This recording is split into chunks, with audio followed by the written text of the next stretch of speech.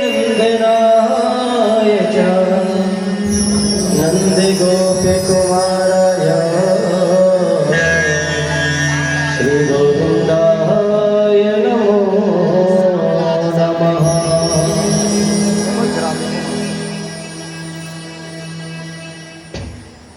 सच्चिदानन्दरूपाय विश्वोत्पत्त्यादिहेतवे तापत्रयविनाशाय श्रीकृष्णाय वयं नमः।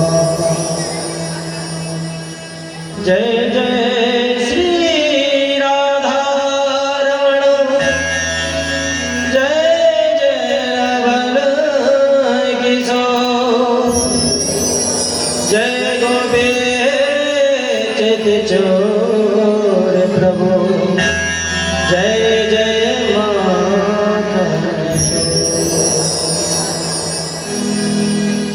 मेरी भवबाधा हरो श्री राधा नागर सो, जातन के जाए पर श्याम हरते धोते। राधे मेरे मात है, पिता मेरे है घनश्याम। इन दोनों के चरणों में मेरा कोटि कोटि प्रणाम, कोटि कोटि प्रणाम। आए हो तो प्रेम से लो हरि का नाम, कृष्ण मुरारी की भक्तों को जय जय राधे श्याम, जय जय सीताराम। आइए सभी भक्तों को एवं परम मंगलमयी माता बहनों, मेरे व्यास रूप से प्यार भरा राधे। काम नहीं चलेगा, जोर से बोलना पड़ेगा। बोलो जय जय श्री राम। परम वंदनीय परम परमेश्वर अकारण करना वर्णालय भक्त वांश करो श्री तड़ंगित पेंद्रित पीताम्बरधारी श्री बालकृष्ण लाल की बम्बई प्रतिमूर्ति श्रीमद्भागवत सप्ताह भक्ति ज्ञान के अनुष्ठान में आज हम श्रीमद्भागवत जी में चतुर्दश में प्रवेश करते हैं। हमें जीवन में याद रखना चाहिए, कभी ठाकुर से कभी दूर नहीं रहना चाहिए, और हमें सिर्फ एक ही प्रार्थना करनी चाहिए, हे बिहारी जी, हे प्रभु, आपसे जो लगी लगन है उसको कभी तोड़ना मत। लगी लगन मत तोड़ना प्यारे, लागी लगन मत तोड़ना। हरि जी मोरे लागे लगन मत तोड़ना, हरि जी मोरे लागे लगन मत तोड़ना। प्रभु जी मोरे लागे लगन मत तोड़ना। हाँ लागी लगन मत तोड़ना, तोड़ना। हरि जी मोरे लागे लगन मत तोड़ना, प्रभु जी मोरे लागे लगन मत तोड़ना।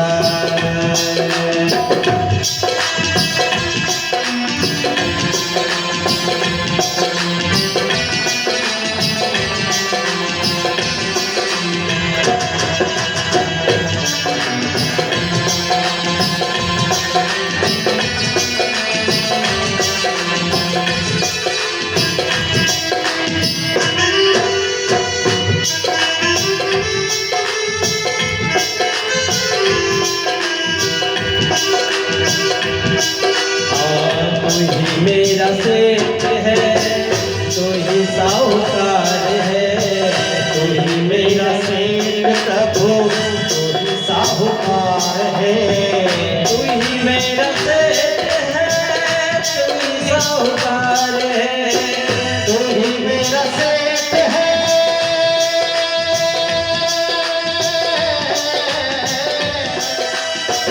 तू ही मेरा सेठ प्रभु, तू ही साहूकार है, तू ही मेरा सेठ है, तू ही साहूकार है, तू ही मेरा सेठ है, तू ही साहूकार है। हाँ, ब्याज पे ब्याज मत जोड़ना, ब्याज पे ब्याज मत जोड़ना, जी मोरे लागे लगने मत छोड़ना, जी मोरे लागे लगने मत छोड़ना। ताली से बताते हो सभी।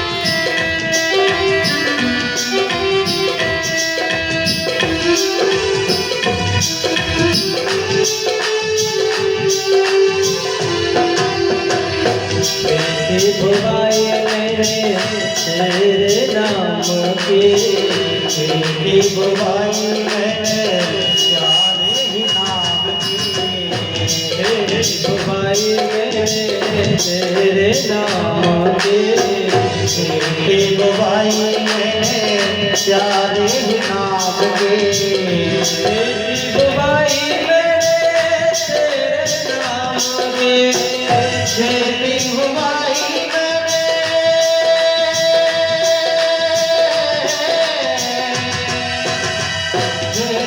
भुवाई मेरे प्यारे ही नाम की, भुवाई मेरे तेरे नाम की, तेरी भुवाई मेरे तेरे नाम की, मेरे भरोसे मत छोड़ना प्यारे, मेरे भरोसे मत छोड़ना, जी मोरे लागे लगे मत छोड़ना, जी मोरे लागे लगे मत छोड़ना, जी मोरे लागे लगे मत छोड़ना।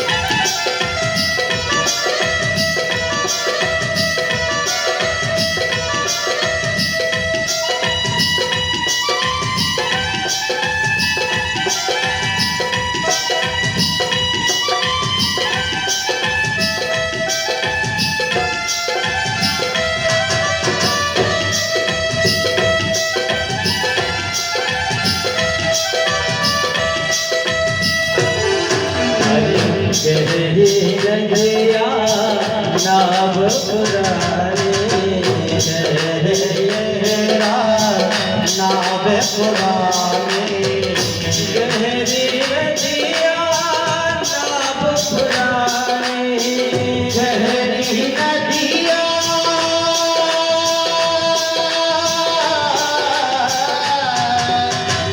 गहरी नदिया नाव पुरानी, नदिया नाव पुरानी, नदिया नाव पुरानी, इस भंवरे मत छोड़ना,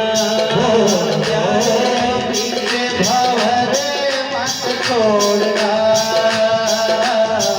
इस भंवरे मत छोड़ना, हरे जी मोरे लागे लगन छोड़ना, हरे जी मोरे लागे लगन छोड़ना।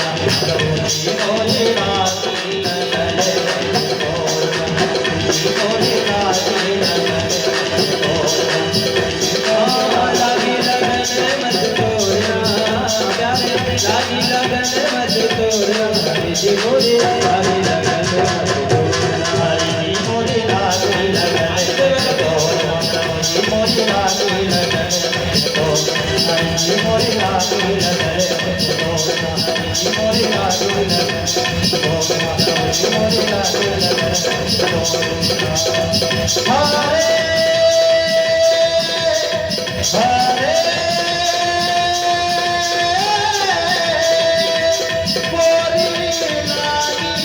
लगन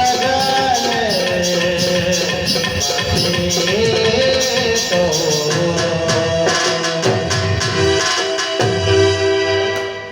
बोलो कृष्ण कन्हैया लाल की। क्या बोलना पड़ेगा? जोर से बोलना। तो आइए बड़े आनंद के साथ हम और आप कथा में प्रवेश करते हैं।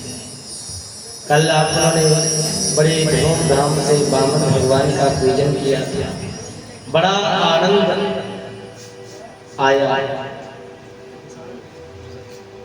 और उस आनंद को आगे बढ़ाएंगे। आज हम कहते हैं वही वामन भगवान जब गुरु ने कहा कि मुझे त्रिलोकी का राज्य चाहिए, माला जपते जपते बलि के राज्य में जा रही है। आज माला चल रही है और बलि महाराज के यहाँ पर तो यज्ञ हो रहे हैं, यज्ञ हो रहे हैं, क्योंकि बलि महाराज पर है गुरु शुक्राचार्य की कृपा। और कहते हैं जिस पर गुरु की कृपा होती है ना, जहाँ पर कृपा गुरु की होती है तो ये मानो उनके काम सिद्ध हो जाते हैं प्यारे। तो गुरु की बड़ी कृपा है। यज्ञ हो रहे हैं, वामन भगवान अपनी माला लेकर के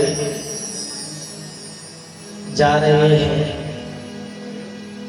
आज बलि महाराज ने बड़ा सत्कार किया है कि स्वागतम ते नमस्तभ्यम ब्रह्मं किं करवामुते ब्रह्मस्येणां तपः साक्षात् मन्ये त्वाद्वपुरधरम्।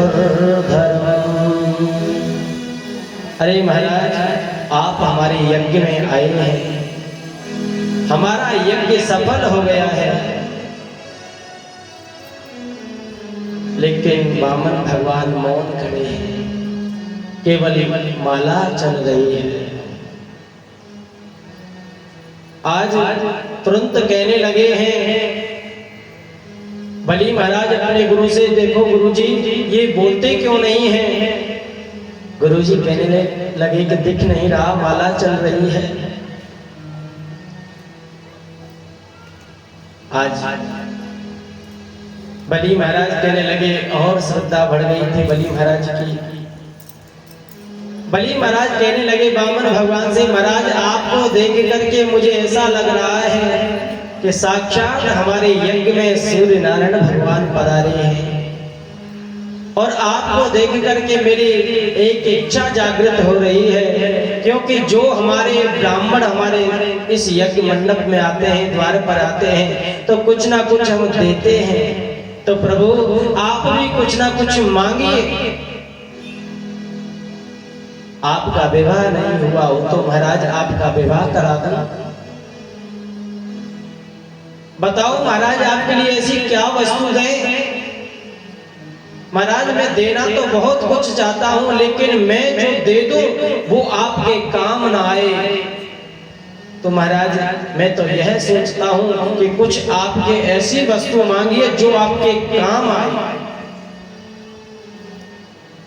बलि महाराज जैसे ही पूछ रहे थे, वामन भगवान की माला पूरी हुई। वामन भगवान कहने लगे, आपका नाम बलि है? बलि महाराज की श्रद्धा तो और बढ़ गई। बलि महाराज कहने लगे, हाँ महाराज मुझको ही बलि बोलते हैं। वामन भगवान कहने लगे, सुनो मैंने आपके पिताजी का भी नाम सुना है, आपके दादा भी दानी, परदादा भी दानी, और आप भी कोई दान की बात करें, इसमें कोई आश्चर्य की बात नहीं है। लेकिन राजन, मेरा एक नियम है, हम किसी से मांगते नहीं हैं। बली महाराज कहने लगे, महाराज आप मेरे यज्ञ मंडप में पधारे हैं और मेरी इच्छा है कुछ ना कुछ आपको दूं, बताओ आपके लिए क्या दे दूं? आपका विवाह नहीं हुआ हो तो विवाह करा दूं। मैं हर वर्ष ब्राह्मणों की पुत्रियों के विवाह अपने इस यज्ञ मंडप के पास ही कराता हूं, बताओ। बामन भगवान कहने लगे, सो तो ठीक है, आप विवाह भी करा देंगे राजन, मुझे लगता है, लेकिन विवाह हो जाएगा तो उनके लिए रहने की व्यवस्था, अरे महाराज एक सुंदर महल बनवा करके आपके लिए दे दूंगा। हाँ राजन, वो तो मुझे दिख भी रहा है, आप दे भी सकते हैं, लेकिन जब महल बनवा के दे देंगे तो उनकी खाने की व्यवस्था। बली महाराज कहने लगे, महाराज भंडारे चालू करवा दूंगा, खूब पाना, जितना मन पाए इतना पाओ। तो राजन, मुझे लगता है हाँ आप खाने की भी व्यवस्था कर देंगे, लेकिन बच्चे होते हैं तो उसकी पढ़ने की व्यवस्था। अरे महाराज, हमारे बाबा हिरण्यकश्यप विश्वविद्यालय खुल रहा है, उसमें एडमिशन फ्री होगा।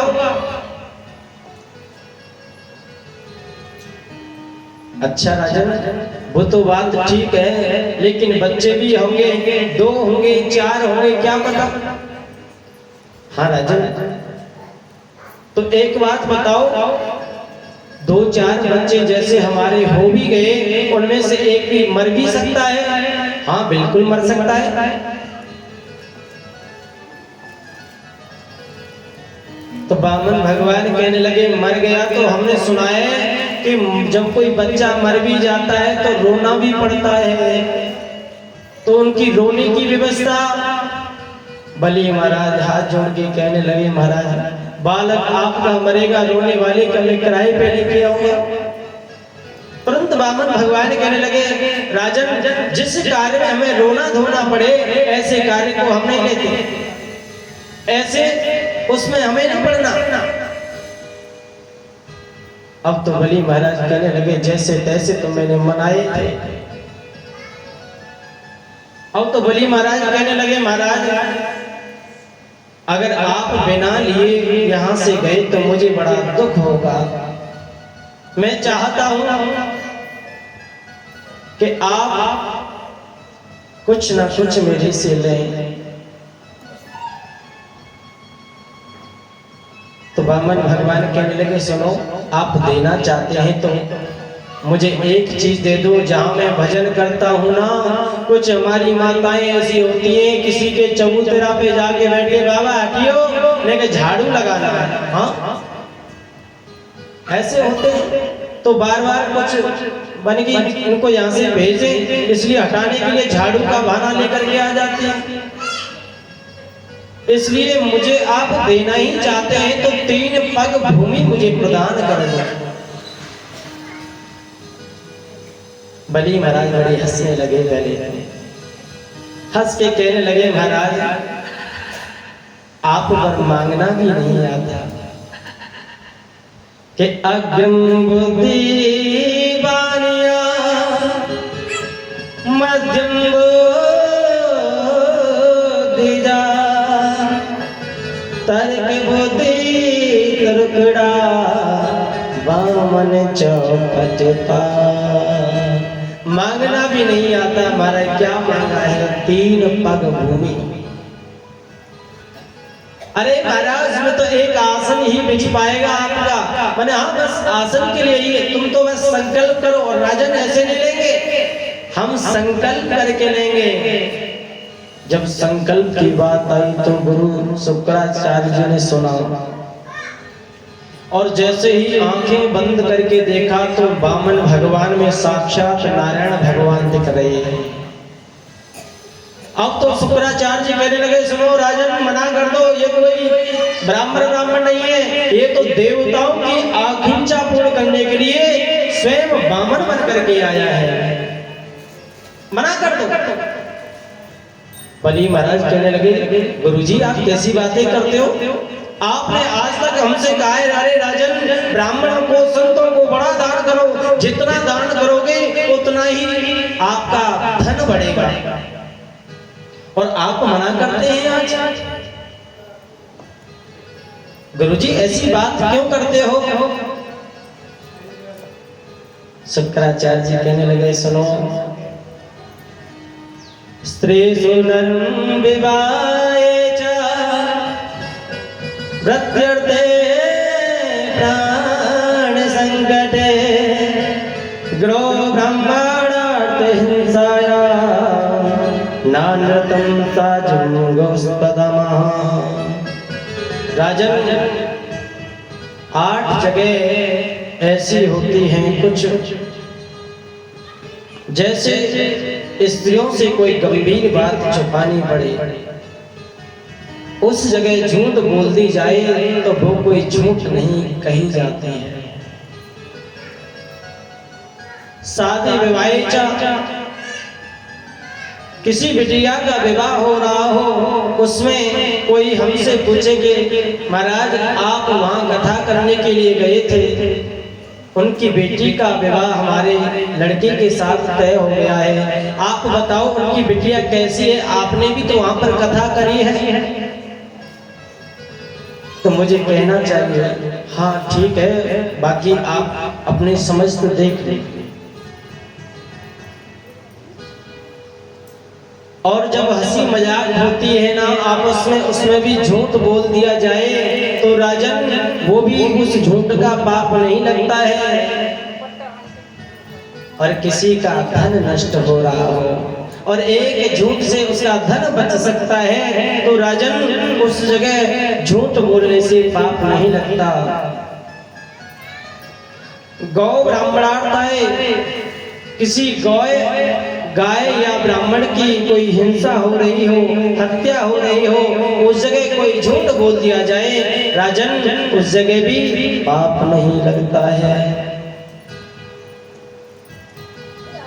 बलि महाराज कहने लगे, महाराज अगर ये देवताओं की इच्छा से आए हैं, भगवान आए हैं, तो सुनो, मेरा पूरे जगत में नाम होगा कि भगवान भी बलि के यहाँ पर मांगने के लिए आए थे।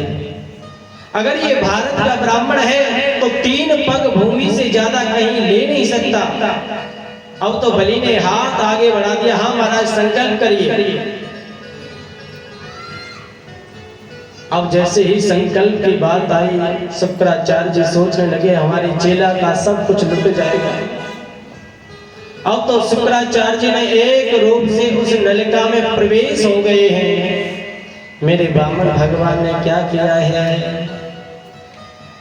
गर्ग संहिता में लिखा हुआ है, एक कुशा का आसन से एक तनिका निकाला है, जो गंगा सागर की नलिका थी ना, उसमें ऐसे पुरोया गया, जिससे शुक्राचार्य जी की एक आंख गोविंदाय नमो नमः हो गई है।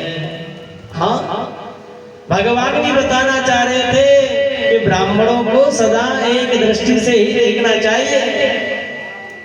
आज बताते हैं, संकल्प हुआ है विष्णु विष्णु 3 पग भूमि दान किया है। भगवान कहने लगे बलि से, अरे बलि, अब तुम्हारा संकल्प पूरा हो गया है, अब हमें प्रणाम करिए।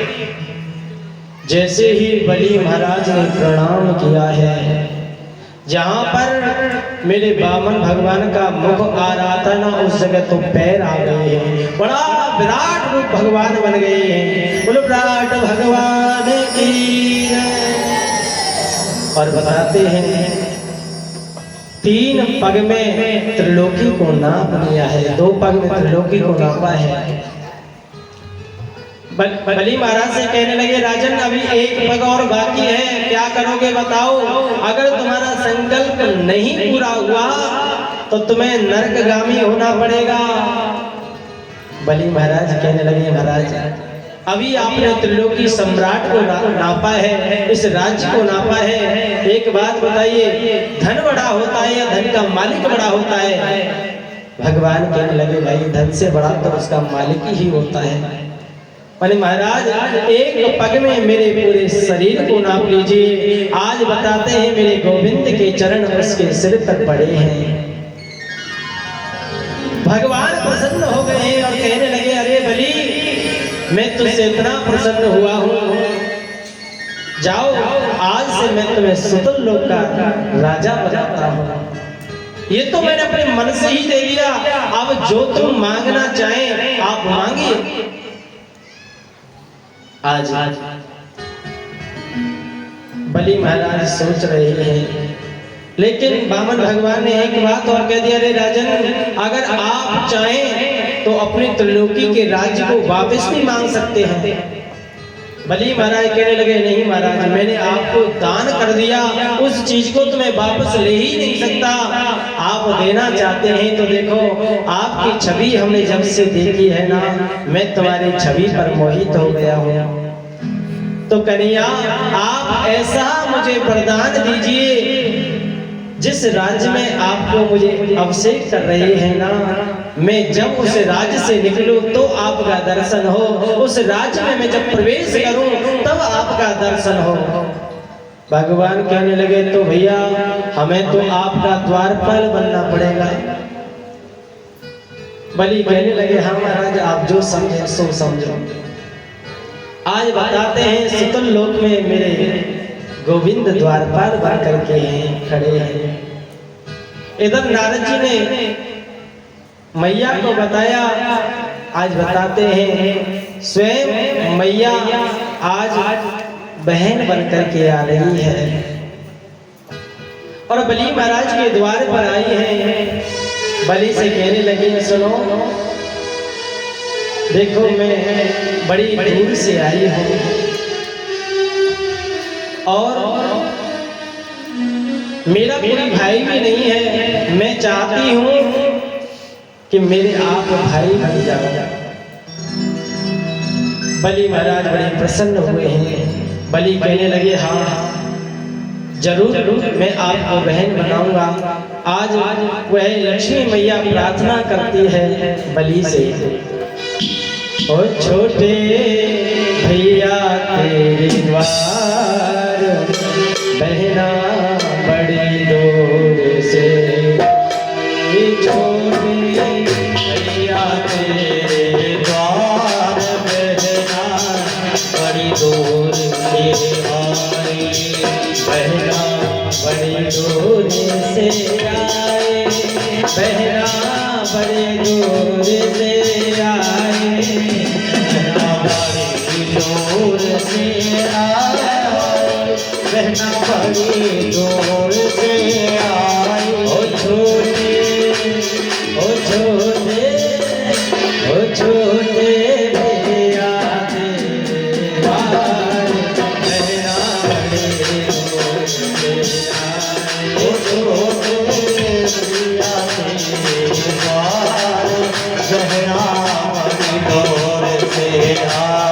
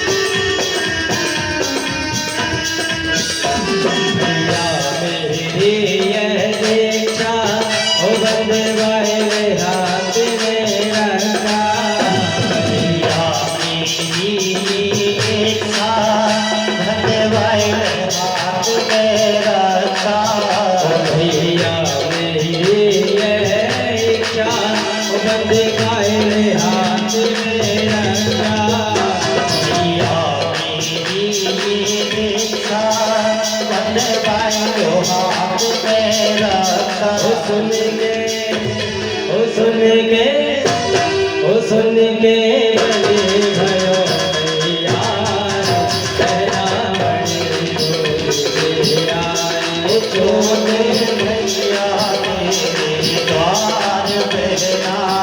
बड़ी दूर से आई।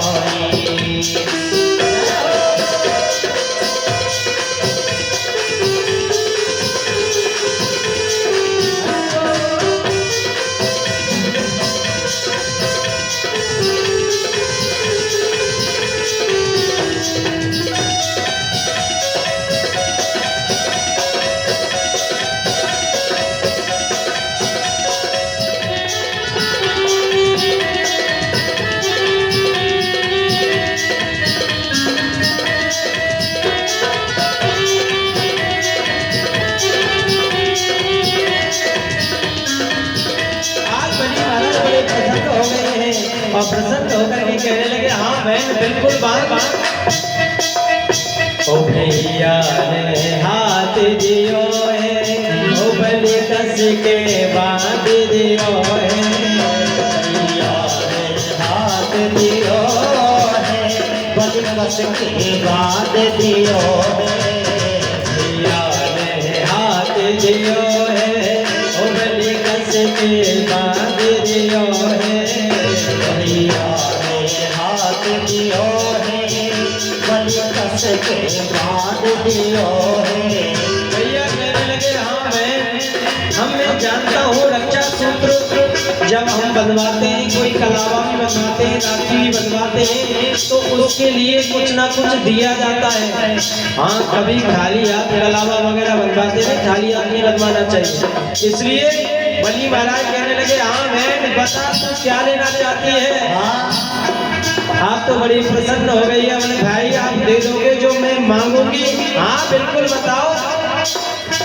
आज कहने लगी है मैया ओ मांगो तेरे पहरेदार, कहना बड़ी भैया तेरे द्वार मेरा बड़ी दूर से आई।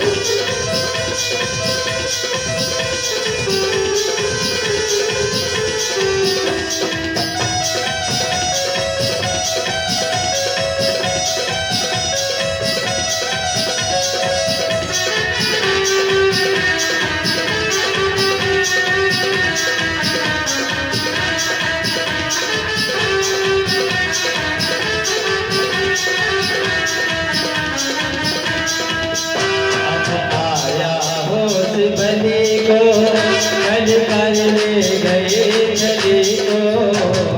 आया होश बलि को कल कर ले गई बलि को। आया होश बलि को कल कर ले गए छली को। आया होश बलि को कल कर ले गई बलि को। ओ ऐसे जादू गलिदार, कहना बड़ी दूर से आई। भैया दूर से आई। कहना बड़ी दूर से आए, कहना बड़ी दूर से आए।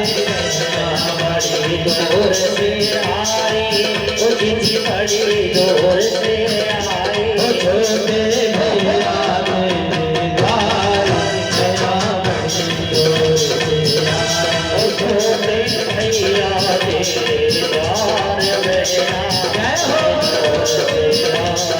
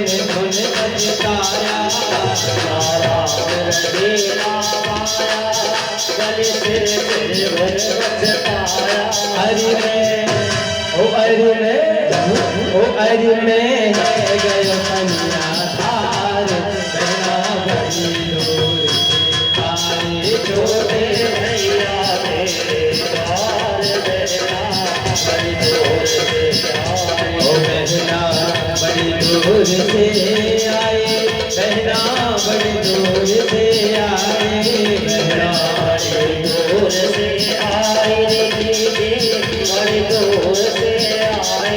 छोटे भैया के द्वार बहना बड़ी दूर से आए। भैया मेरे द्वार बहना बड़ी दूर से आए। ओ छोटे भैया के द्वार बहना ओ छोटे भैया मेरे द्वार बहना ओ छोटे भैया मेरे द्वार बहना बड़े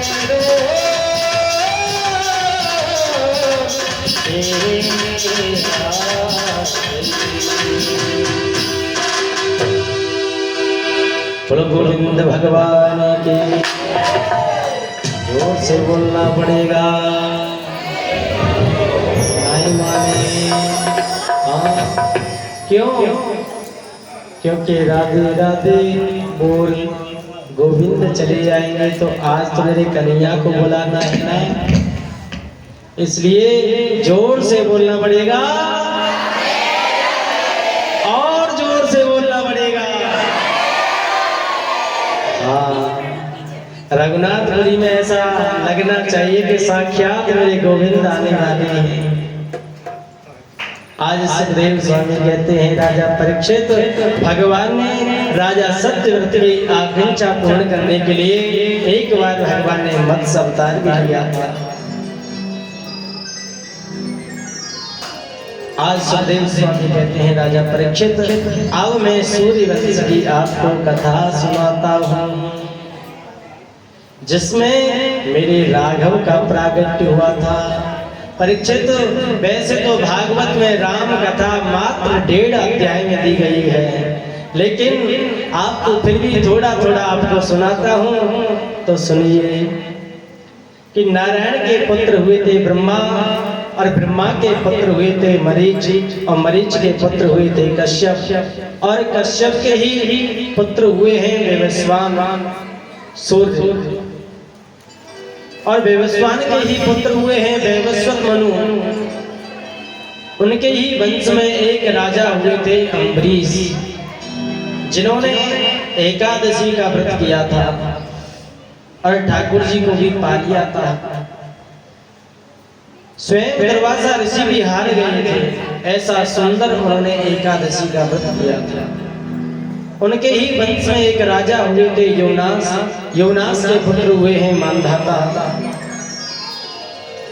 और राजन उनके ही वंश में एक पुत्र हुए हैं सगर। सगर की 2 पत्नी हैं सुमति और केसरी।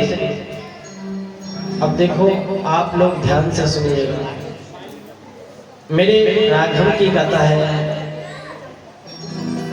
और इस कथा को हम सुनते हैं ना, जब हम रामचरित्र का दर्शन कर लेते हैं तो कहते हैं जब कन्हैया की कथा सुनते हैं तो ज्यादा आनंद आता है।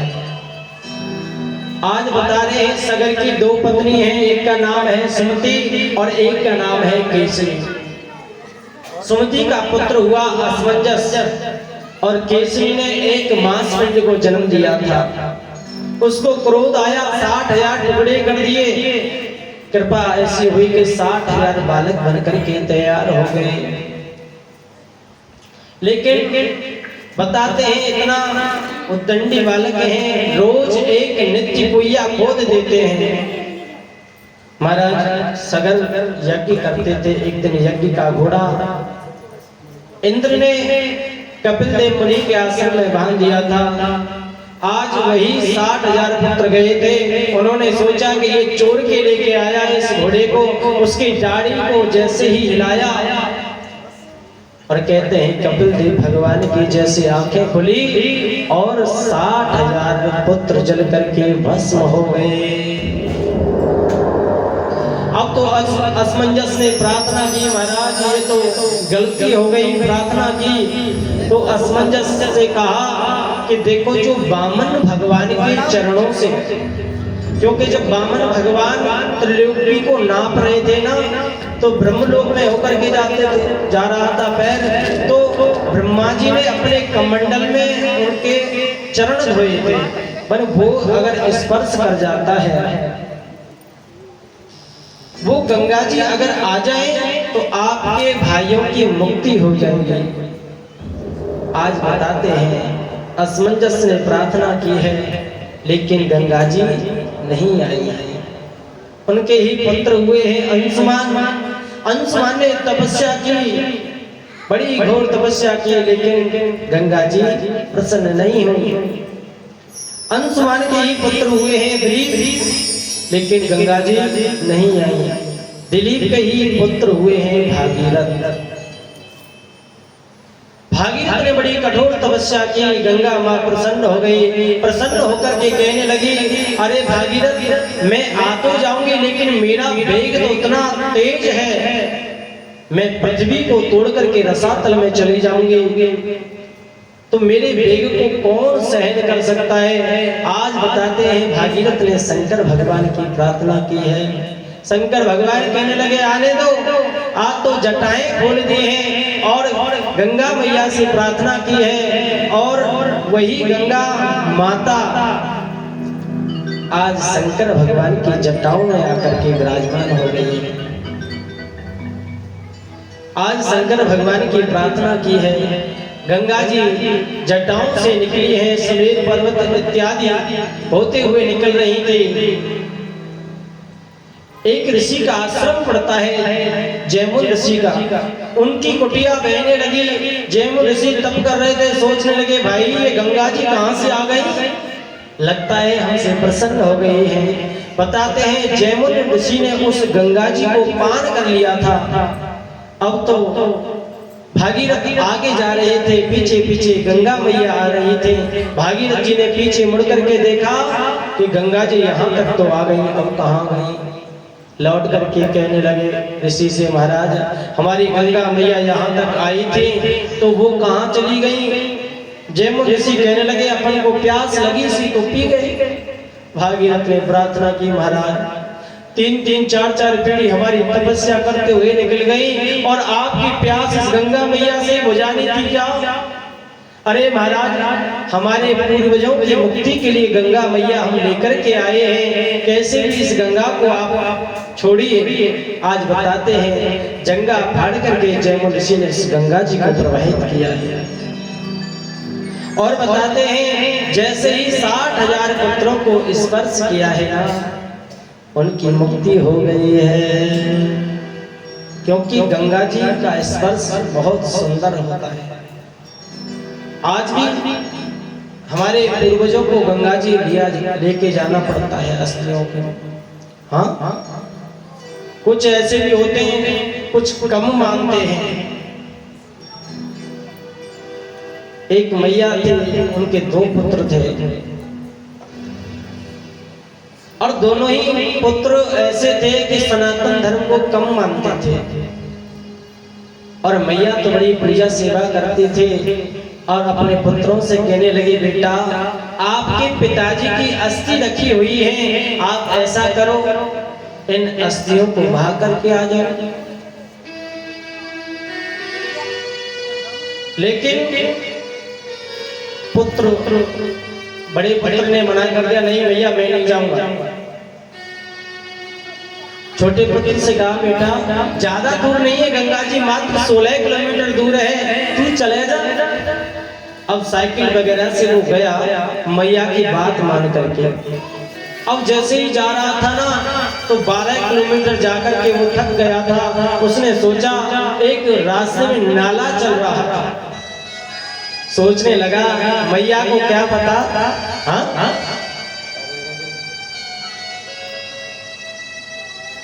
तो नाले में वो अस्थियां उन्होंने डाल दी और जैसे अस्थियां डाले वो नाले में बह करके चले गई और लौट करके उसकी मैया से कहने लगा, हाँ मैया हम पिताजी की अस्थियों में मैं गंगा जी में बहा करके आ गया। मैया बड़ी प्रसन्न, भाई ठीक है। अब तो रात्रि को मैया सपना आया कि जो तुम्हारा पुत्र था ना वो मुझे नाले में डाल करके आ गया है।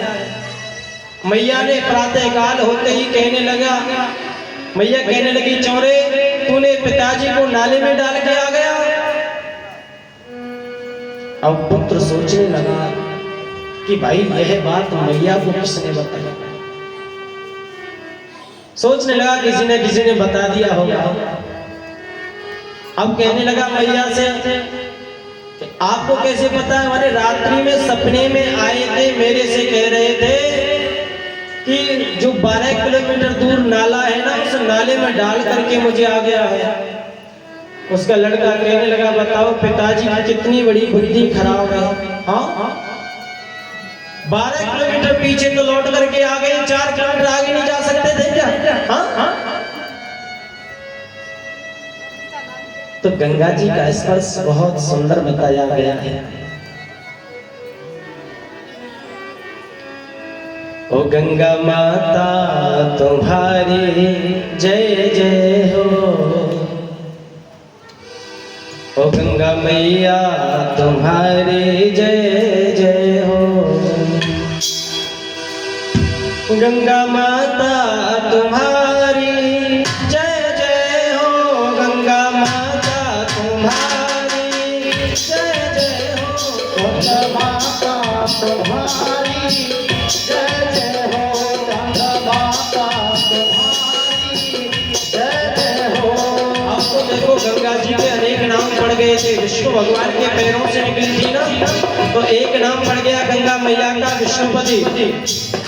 विष्णुपति तुम्हारी जय जय हो, विष्णुपति तुम्हारी जय जय हो, विष्णुपति तुम्हारी जय जय हो, विष्णुपति तुम्हारी जय जय हो। गंगा माता तुम्हारी जय जय हो, गंगा माता तुम्हारी जय जय हो, गंगा माता तुम्हारी जय जय हो, गंगा माता तुम्हारी जय जय हो। ओ भागीरथी तुम्हारी जय जय हो, भागीरथी तुम्हारी जय जय हो, जमवती तुम्हारी जय जय हो, जमवती तुम्हारी जय जय हो, जटा शंकरी तुम्हारी जय जय हो, जटा शंकरी तुम्हारी जय जय हो। गंगा माता तुम्हारी जय जय हो, गंगा माता तुम्हारी जय जय हो, गंगा माता तुम्हारी जय जय हो, गंगा माता तुम्हारी जय जय हो, गंगा माता तुम्हारी जय जय हो। इसलिए हम लोगों को गंगा जी स्नान करने के लिए जाना भी चाहिए, क्योंकि गंगा जल का जल है ना, आप कितने भी वर्ष रख लो कभी वो खराब नहीं होता है प्यारे। गंगा जी का जल बड़ा सुंदर निर्मल बताया गया है। एक सेठ जी थे, वो कभी जिंदगी भर उन्होंने दान नहीं किया था, कंजूस थे। देखो व्यक्ति भी दो प्रकार के होते हैं, एक होता है कंजूस और एक होता है मक्खी चूस। तो कंजूस किसे कहते हैं और मक्खी चूस किसे कहते हैं? देखो अगर घी में मक्खी गिर जाए उसको निकाल के फेंक दे, उसको बोलते हैं कंजूस। और मक्खी चूस किसे बोलते हैं पता है? अगर घी में मक्खी गिर जाए पहले उसको निकालेगा फिर उसको चूसेगा और जब फेंकेगा उसको बोलते हैं मक्खी चूस। हाँ ऐसे ही वो सेठ जी थे। अब कहने लगे कि भाई हमने कुछ दान भी नहीं किया है। अपनी कथा कर लो तुम पहले, कोई बात नहीं, बैठ जाओ। क्या बोलना पड़ेगा? जोर से बोलना पड़ेगा। आज सेठ जी कहने लगे भैया, एक संत कहने लगे देख तूने दान नहीं किया है तो ऐसा ही कर ले भाई, कुछ दूरी पर गंगा मैया है उसमें स्नान तो कर ले, कम से कम तेरे पाप कट जाएंगे। हाँ अब उसके मन में आई चलो ठीक है आप कहते हैं तो हम स्नान करने के लिए चले जाते हैं। अब जैसे ही वो स्नान करने के लिए गया, अब लेकिन जैसे अपने कपड़े उतार करके स्नान करने जा रहा था, लेकिन आजकल देखा है गंगा जी के घाट पे पंडा लोग रहते हैं। हाँ यजमान की जय हो।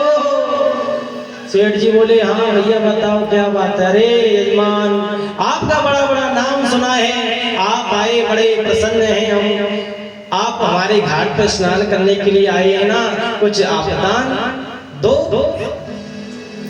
और अगर दान भी ना दे सके तो आप दान लिखा दो, हम लोग पंडा हैं आपके घर आकर के ले जाएंगे। अब कहने लगे कि भाई हम गंगा जी स्नान करने के लिए नहीं आए थे पंडा जी, हम तो गंगा जी के केवल दर्शन ही करने के लिए आए थे। अब लौट करके जाने लगा, मन नहीं मान रहा था कि भाई 12 किलोमीटर दूर आया हूँ पैदल, लेकिन गंगा को स्नान करके जाना चाहिए था, लेकिन यहाँ तो पंडा लोग पैसे मांगते हैं, क्या करना चाहिए? आज सोचने लगा, एक व्यक्ति से पूछने लगा भाई ऐसा कोई घाट है जिस पे पंडा नहीं रहता हो? बोल गंगा मैया की। हाँ देखिए आप कोई आ जाए तो देखते हैं, हाँ आज ये भी आ गई, आज ये भी आ गई। मन में विचार अपने मन में सोच लेती है, बतलाने में लग जाती है, और जब बातें करने के लिए आप लग जाते हैं ना तो हमारा मन भी डोलने लग जाता है। इसलिए प्यारे एक बार जोर से बोलना पड़ेगा, जोर से बोलना पड़ेगा। हाँ थोड़ा ध्यान दीजिए। अब वह सेठ जी पूछ रहे हैं एक व्यक्ति से, भैया कोई ऐसा घाट है जिस पर कोई पंडा वंडा नहीं रहता हो? एक व्यक्ति कहने लगा हाँ है महाराज बताओ। एक घाट है मुर्दा घाट, उस पर पंडा नहीं रहते। अब सेठ जी सोचने लगे घाट घाट सब एक, हम तो मुर्दा घाट में नहीं। हाँ अब तो श्रीमान जी मुर्दा घाट पे पहले तो देखा कोई नहीं है, और जैसे ही कपड़े उतार करके गंगा जी में डुबकी लगाई, इतने में स्वयं भगवान पंडा बन करके सामने आ गए। और जैसे ही आए भगवान कहने लगे यजमान की जय हो। श्रीमान जी कहने लगे कौन हो महाराज? अरे महाराज हम पंडा। सेठ जी कहने लगे मुर्दा घाट भी नहीं छोड़ा? अरे भैया हम तो संतोषी ब्राह्मण हैं, जो एक यजमान आता है तो एक वर्ष के लिए हमारा इंतजाम करके चला जाता है। अरे हम तो एक दिन का करने वाले नहीं है, तू 1 वर्ष के कह रहा है? अरे महाराज देखो आप चाहे कई दिन को करो, हमारे तो यजमान आते तो एक वर्ष का इंतजाम करके चला जाते हैं। अब तो सेठ जी कहने लगे लेकिन भाई हमारे पास तो कुछ है ही नहीं। मैंने कोई बात नहीं महाराज, आपके पास कुछ नहीं है तो देखो हमारा भई खाता है, उसमें लिखाओ आप क्या देना चाहें। अब सेठ जी सोचने लगे क्या लिखाएं। अरे भाई दान देना जरूरी है? हाँ बिल्कुल जरूरी है, तो लिख ले भाई एक धेला। अब तो सोचने लगा पंडा कोई बात नहीं भैया एक धेला लिख लिया। सेठ जी मन में विचार करते आ रहे क्या धेला ले आवे। हाँ विचार करते हुए जैसे ही घर अपने पहुंचे और आराम ही कर रहे थे, इतने में जोर से आवाज आई यजमान की जय हो। श्रीमती जी निकली। हाँ महाराज बोलिए।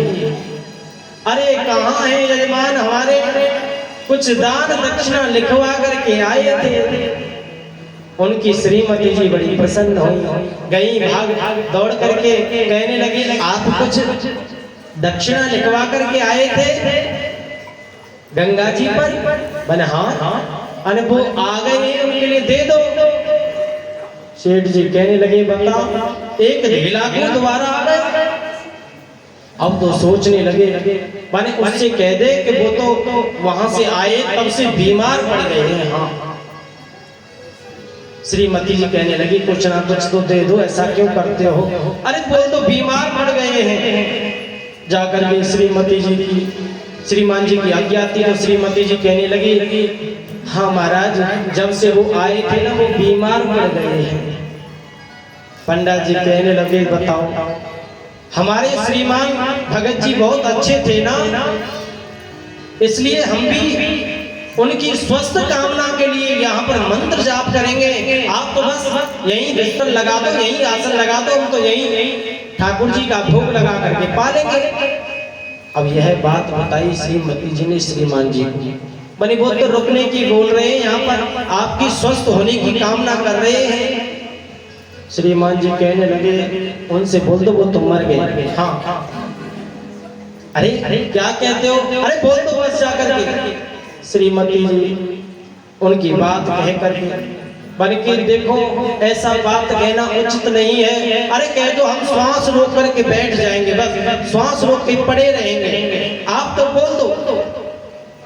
श्रीमती जी ने कहा कि देखो जब भी आए हैं ना और बीमार पड़ गए थे वो तो चले गए।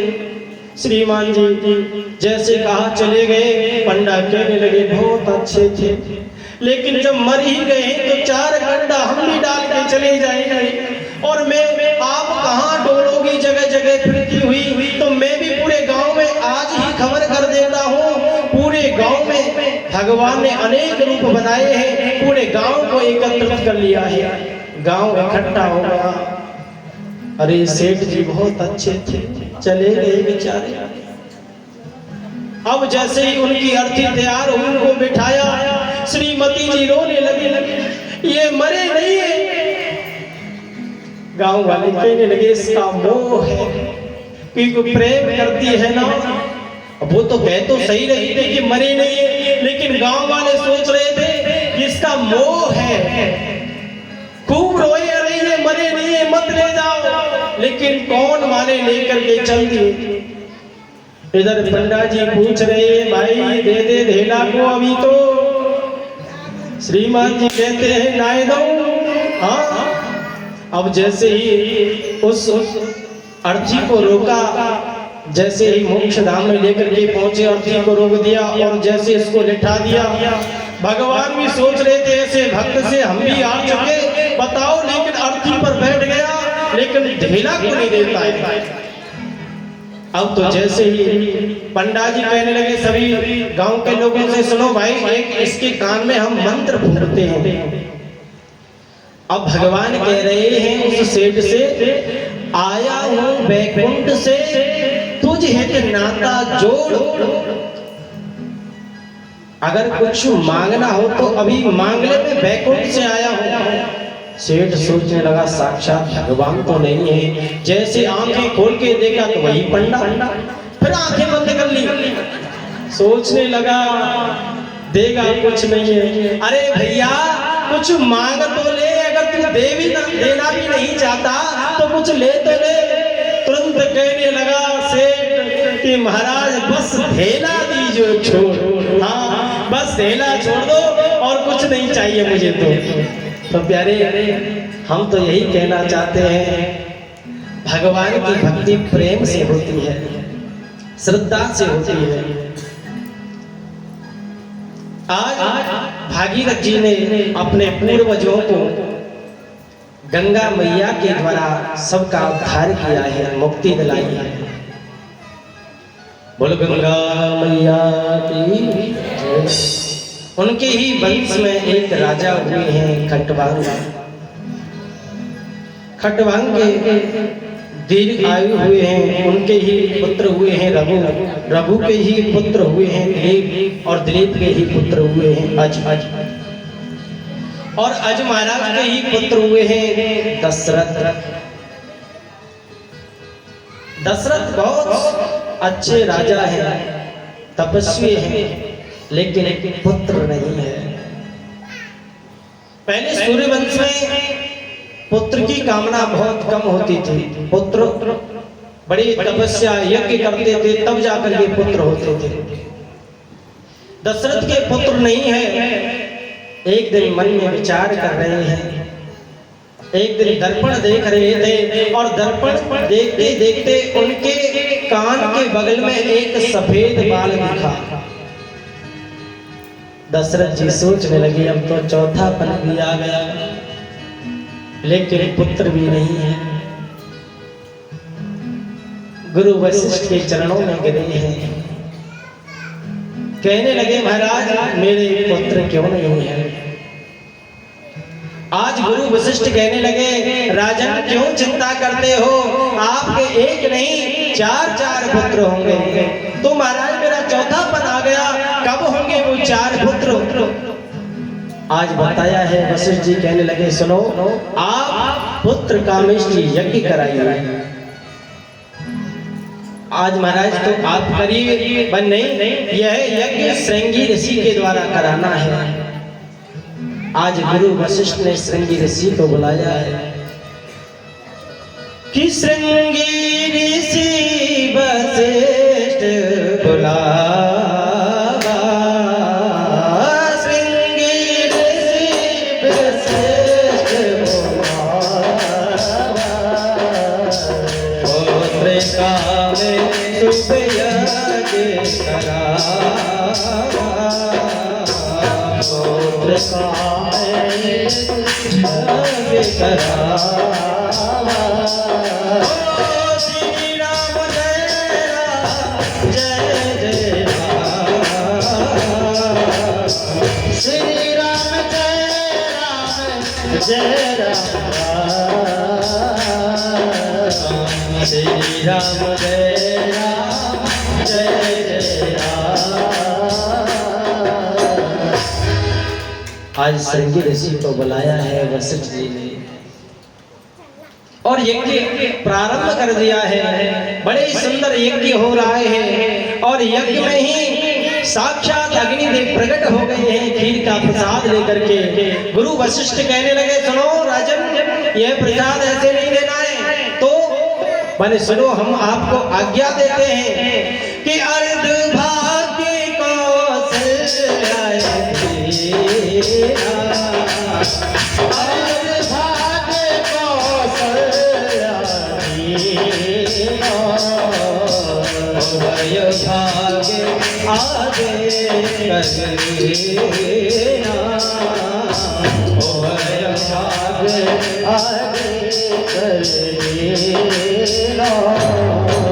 भाग्य कौशल्या देना, भाग्य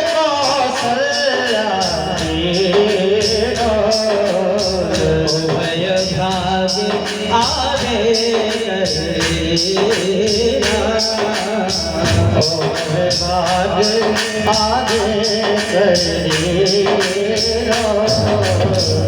गुरु वशिष्ठ की आज्ञा पाई है तो ऐसा ही हुआ है। आधे भाग को तो दे दिया कौशल्या जी को, और जो आधा और था उसमें से आधा करके सुमित्रा और कैकेयी को दे दिया है। और जैसे ही उस प्रसाद को लेकर के देख रहे थे, एक चील और सुमित्रा के हाथ से उस प्रसाद को एक चील लेकर के उड़ गया, और वह चील जैसे ही उड़ते हुए जा रहा था, तो पवन देव ने देखा, पवन ने खूब अपनी वायु चलाई है। वह पवन देव जहां अंजनी माता तप कर रही थे, वहीं उस चील को ठहरा दिया है। अंजनी माँ कहने लगी, कहाँ से आए हो? इतने में कुछ बोलना ही चाह रहे थे, वह प्रसाद जैसे ही गिरने लगा तो माता अंजनी ने अपने हाथ को आगे कर लिया और वही प्रसाद अंजनी माता ने पा लिया है। और कहते हैं उससे ही माता अंजनी के गर्भ रह गया था। और मेरे मंगलवार के दिन, अमावस्या के दिन मेरे हनुमान जी का प्रागट्य हो गया था। बोल हनुमान जी महाराज की जय हो। कि शंकर सुबन के श्री नंदन, शंकर सुबन के श्री जगन्नाथ महाजगवंदन,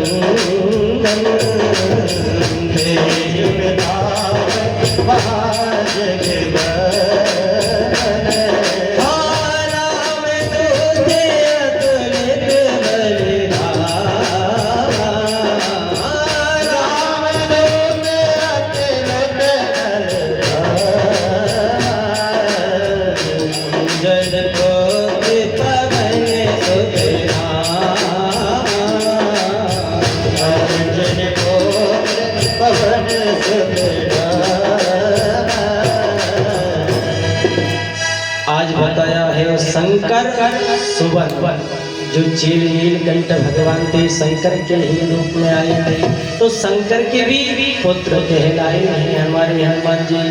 पवन तने, तने यानी बेटा, तो पवन पुत्र भी कहलाए हैं। केसरी नंदन, अंजनी माता के पति का नाम था केसरी, तो उनके भी पुत्र कहलाए हैं। आज बताते हैं, इधर माता सुमित्रा के हाथ से वह चील प्रसाद लेकर के चला गया था ना, तो माँ सोच रही थी कि मेरी दो बहन तो पुत्रवती हो जाएंगी, लेकिन मेरे पुत्र नहीं होगा, क्योंकि मेरे पास प्रसाद ही नहीं रहा तो पुत्र कहां से होगा। लेकिन पहली जैसी माँ, उनके अंदर बड़ी श्रद्धा थी। माता कैकेयी और माता कौशल्या ने कहा, बहन तू चिंता मत कर, तेरे भाग्य के प्रसाद को अगर चील लेकर के चला गया तो क्या हुआ, हम अपने भाग्य में से थोड़ा थोड़ा प्रसाद आपको दे देंगे। आज बताते हैं, थोड़ा थोड़ा प्रसाद माता कैकेयी और कौशल्या ने दिया है। उसी समय माता सुमित्रा कहने लगी, अगर बहन मेरे दो पुत्र हो गए ना, तो मैं आपको वचन देती हूँ कि एक पुत्र को तो तेरे बेटा की सेवा में लगा दूंगी और एक पुत्र को तेरे बेटा की सेवा में लगा दूंगी, ऐसा वचन दिया है। और बताते हैं ऐसा ही हुआ था। राम जी की सेवा में लक्ष्मण जी लगे थे, भरत जी की सेवा में शत्रुघ्न भी लगे थे। आज माताओं ने प्रसाद को पा लिया है। और धीरे धीरे बताते हैं, अयोध्या में बड़ा आनंद आ रहा है। अयोध्या तो ऐसे सज गई है जैसे कि ठाकुर जी का श्रृंगार होता है, क्योंकि मेरे ठाकुर ही आने वाले हैं। धीरे धीरे आया है चैत्र का महीना, शुक्ल पक्ष है, नवमी तिथि है कि नवमी तिथि मधुमास पुनीता, नवमी तिथि मधुमास पुनीता, ओ नवमी तिथि मधुमास पुनीता, नवमी तिथि मधुमास पुनीता।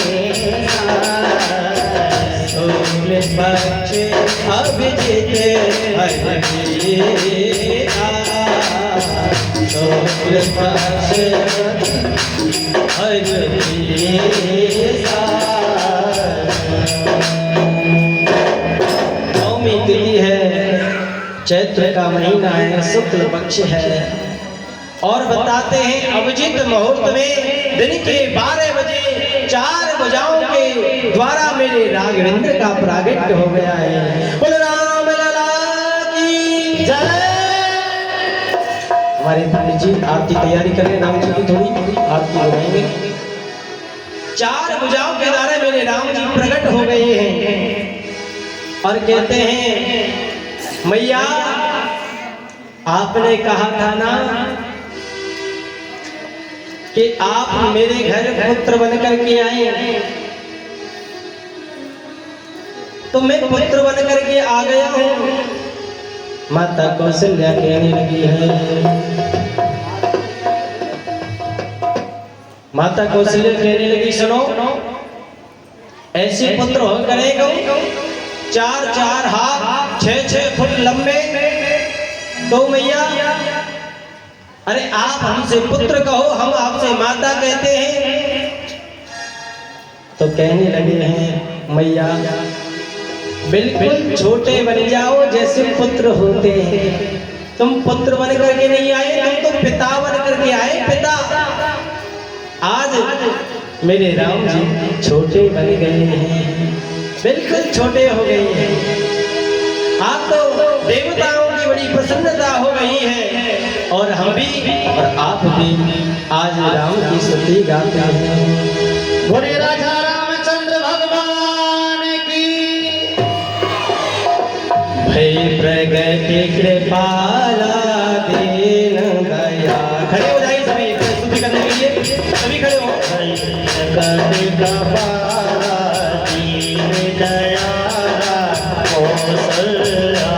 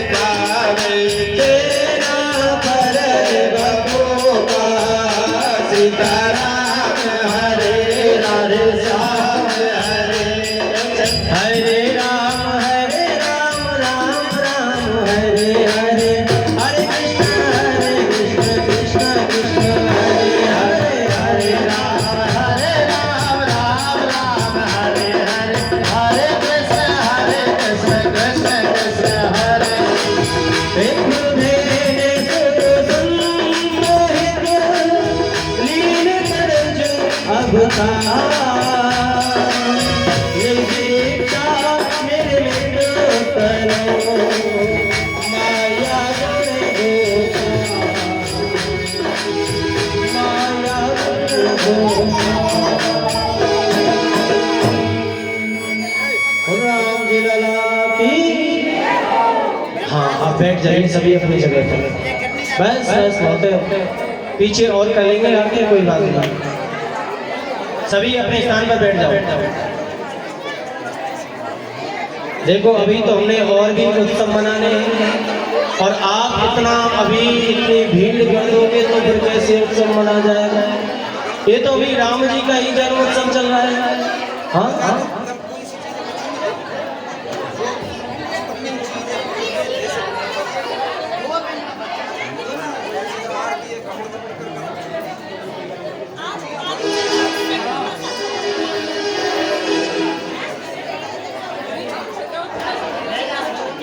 बोलो श्री राम जी लाला की। नहीं माने हाँ, क्योंकि थोड़ी सी क्या बर्बादी। हाँ आप तो मतलब जोर से बोलना पड़ेगा और जोर से बोलना पड़ेगा। हाँ जय हो मेरी पंचायती मैया। हाँ एक बार सभी प्रेम से बोलेंगे राधे राधे। तो आइए कथा की ओर ही चलते हैं। आज बड़ा आनंद आ रहा है अयोध्या में, बड़ी धूमधाम से बताते हैं महाराज दशरथ के यहाँ पर चार चार पुत्रों का जन्म हो गया है। तो आप थोड़ा, मैं जानता हूँ थोड़ा सा खड़े हो गए थे। चलो एक बधाई हम राम जी के लिए गाते हैं, उसके बाद आनंद के साथ हम बधाई देंगे राम जी के लिए। अरे प्रगटे हैं श्री रघुरैया, जय हो। प्रगटे हैं श्री रघुरैया, अवध में बाजे बजैया। अवध में बाजे बजैया। रघुरैया अवध में बाजे बजैया। भैया अवध में बाजे बजैया। बाजे बजैया देखो बाजे बजैया। बाजे बजैया देखो बाजे बजैया। बाजे बजैया देखो बाजे बजैया। बाजे बजैया देखो बाजे बजैया। चारों भैया अवध में बाजे बजैया। चारों भैया अवध में बाजे बजैया।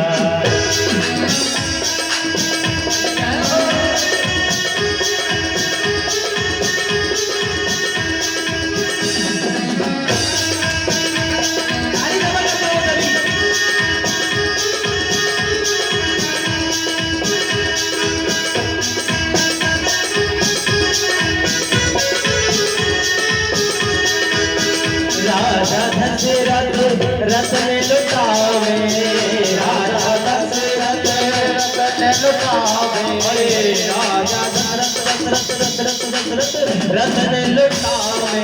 राजा दशरथ रतन लुटावे। तीनों लुटा में तीनों मैया अवध में बाजे बजैया। आज रघुरैया अवध में बाजे बजैया। चारों भैया अवध में बाजे बजैया। बधाई हो बधाई हो।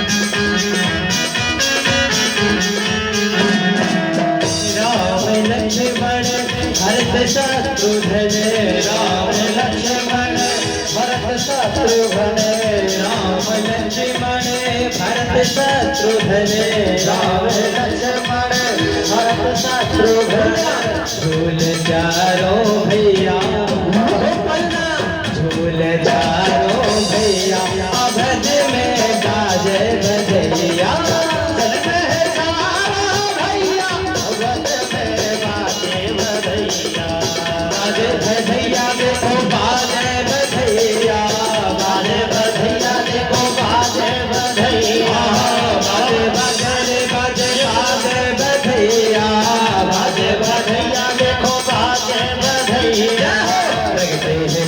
रघुरैया अवध में बाजे बजैया चारों भैया अवध में बाजे बजैया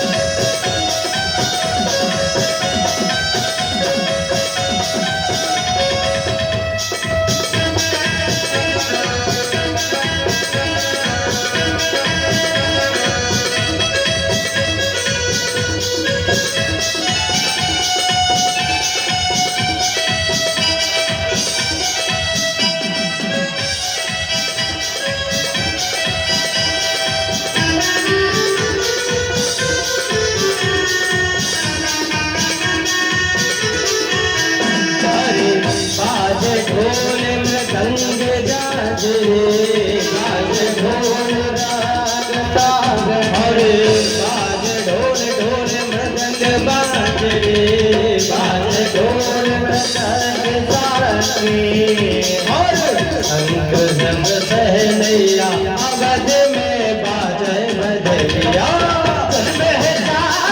भैया अवध में बाजे बजैया रघुरैया अवध में बाजे बजैया बाजे बजैया देखो बाजे बजैया बाजे बजैया देखो बाजे बजैया बाजे बधाई बधाई बधाई बधाई बाजे बधाई देखो बाजे बधाई बाजे बधाई देखो बाजे बधाई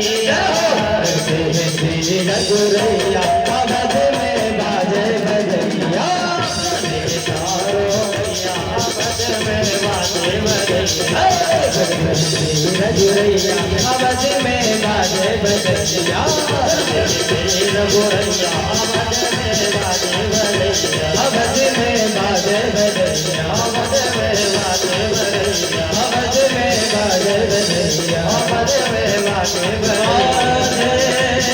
बजैया।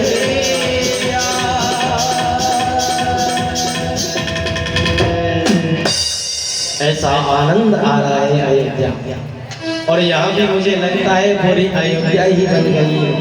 हाँ आपको भी खूब आनंद आ रहा है। आज बताते हैं मास दिवस बा दिवस मर्म न जाने को बताते हैं सूर्य का रथ एक जगह रुक गया है, 1 महीने का दिन हो गया है प्यारे और 1 महीने का दिन हो गया। अब तो राम जी के जन्म में सब लोग प्रसन्न हैं लेकिन एक दुखी है। कौन दुखी है बताए किसी को? पता है भैया किसी को कौन दुखी है? राम जी का जन्म हुआ है नहीं पता? कौन? नहीं चंद्रमा जी दुखी है। हाँ अरे प्रभु आपने सूर्य वंश में जन्म लिया है और ये सूर्य ऐसा है 1 महीने का दिन कर दिया है, ये आगे बढ़ता नहीं है और आगे बढ़ेगा तभी तो हमको दर्शन होगा, इसलिए चंद्रमा जी दुखी है। राम जी कहने लगे क्यों दुखी होते हो? हाँ देखो अगली बार जब मैं द्वापर में आऊंगा तो मैं चंद्रवंश में आ जाऊंगा, आपने इसने तो 1 महीने का दिन किया, तुम 6 महीने की रात कर देना। हाँ, लेकिन चंद्रमा जी फिर भी प्रसन्न नहीं हुए। तो मेरे राम जी कहने लगे हैं, सुनो भैया, आप भी प्रसन्न नहीं हुए तो सुनो,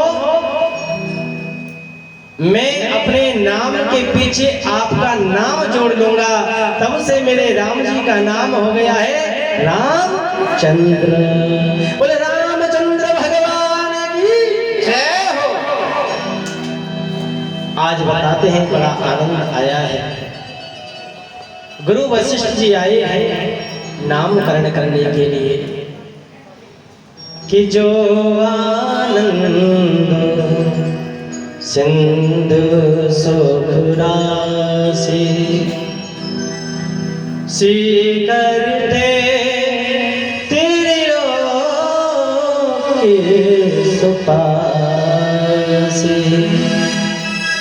जो आनंद की सिंधु गोविंदी को प्राप्त करता है, इसका नाम हम राम रखते हैं। सो सुख धाम राम नामा अखिल लोके दायक विश्राम।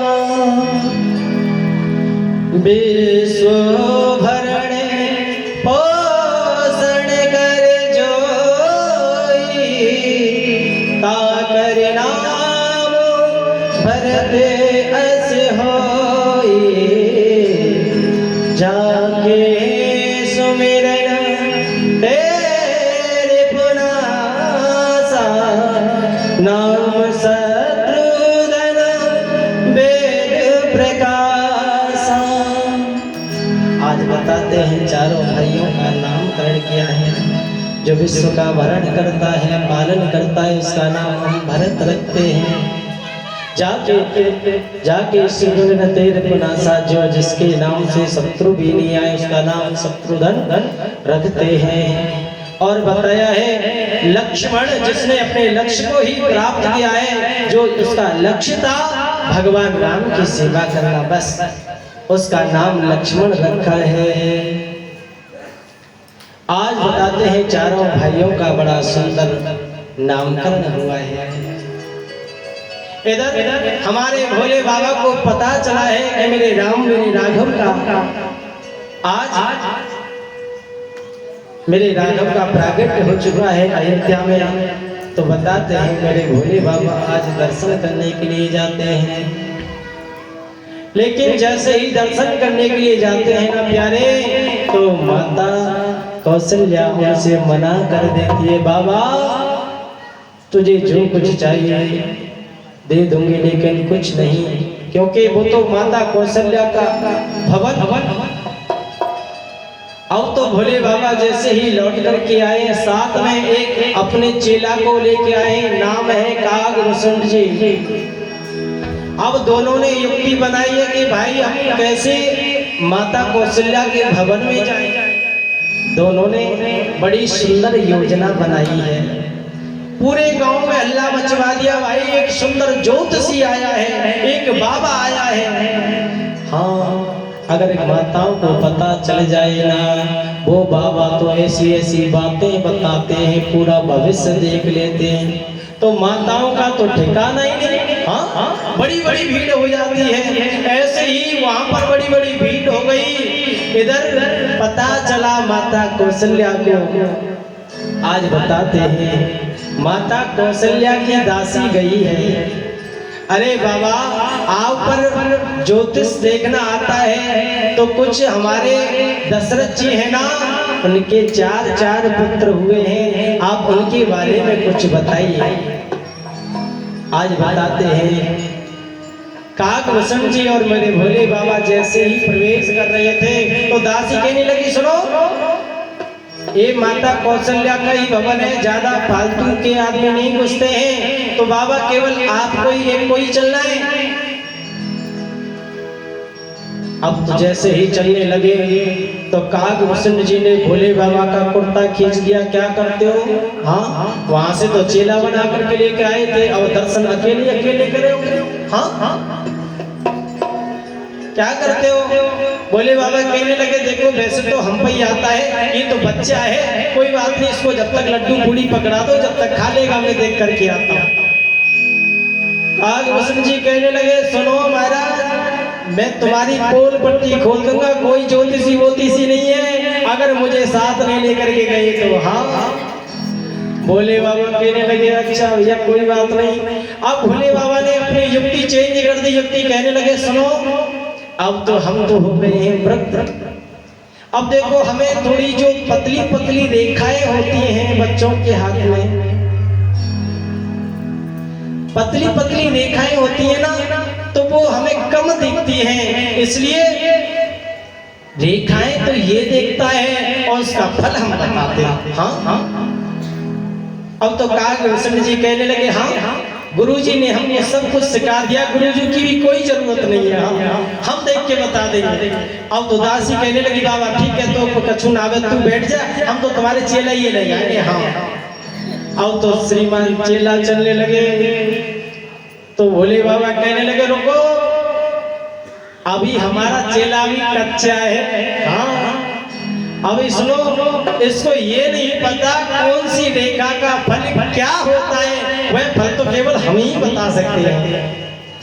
आप तो बताते हैं कागभूषण जी और मेरे भोले बाबा अंदर प्रवेश हो गए हैं, और जैसे ही प्रवेश किए हैं माता कौशल्या से कहा है आप लेकर के आए, और जैसे ही माता कौशल्या राम जी को लेकर के आई है, और राम जी को लेकर के जैसे ही बाबा के सामने बैठे हैं ना, बाबा पहले तो हमारे लाला को आप आशीर्वाद दो। अब तो जैसे ही भोले बाबा सोचने लगे आप तो मेरे स्वामी हो, आपके चरण की जो गंगा जी हैं वो तो मैंने आपके अपने सिर पे धारण किए, मैं आपको आशीर्वाद कैसे दे सकता हूँ प्रभु। अब तो जैसे चरण स्पर्श करने लगे, अरे बाबा क्या करते हो, आप तो आशीर्वाद दो। राम जी भी कहने लगे मुस्कुरा करके हाँ संत बन करके आए तो आशीर्वाद तो देना ही पड़ेगा।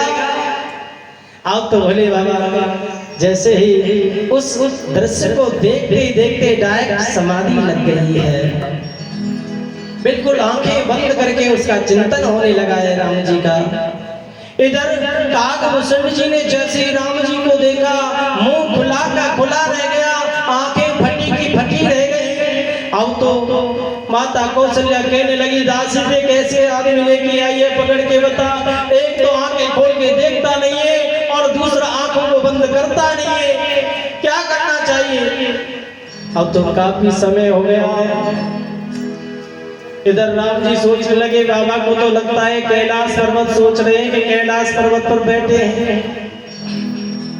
तो राम जी ने अपने हाथ से अचक बाबा की दाढ़ी को पकड़ा, थोड़ा झटका दिया, अरे बाबा क्या करते हो, ये कोई कैलाश पर्वत नहीं है। हाँ अब तो बाबा को थोड़ा होश आया, अरे मैया हम तुम्हारे लाला की रेखाएं देख रहे थे, तुम्हारा लाला है ना चतुर्भुजधारी है, बताओ ये तो परमात्मा है। मैया सोचने लगी यह बात तो केवल मुझे ही पता है और किसी को तो पता ही नहीं है, साक्षात ज्योतिषी है। अच्छा हाँ बाबा आगे बताओ आगे क्या है। पर सुनो कुछ दिनों के बाद में एक संत आएंगे, एक बाबा आएंगे और उसके साथ में उनको भेज देना। तुरंत कहने लगी क्यों भेज दूं, बाबा जी के साथ आए, मैं क्यों भेज दूं, मेरा छोरा को बाबा जी के संग चलेगो तो बाबा जी है गए तो मैं ना भेजूं।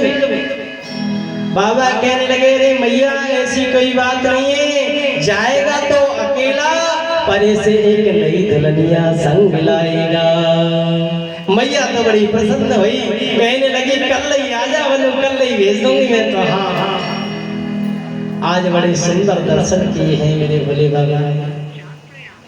आज जैसे ही जाए कैलाश पर्वत पर पहुंचे हैं, भोले बाबा कहने लगे अपने पार्वती जी से सुनो आज हम राम जी के दर्शन करके आए हैं। अरे कैसा सुंदर रूप बना करके गए थे देवी, हम तो ज्योतिषी बन करके गए थे। अब पार्वती जी कहने लगी अच्छा महाराज दर्शन करके आ गए राम जी के, किसकी महिमा थी? अरे महिमा तो एक बार तो हमको वापस कर दिया था, एक दासी के कहने से दोबारा बुला लिया। आज पार्वती जी कहने लगी कि देखो महाराज आपने उस दासी को नहीं पहचाना, वो दासी तो मैं ही थी ना। हाँ अरे दासी तो मैं बन के गई थी, मेरी कृपा है जो मैंने आपको दर्शन कराया है। आज बड़े आनंद के साथ चिंतन कर रहे हैं।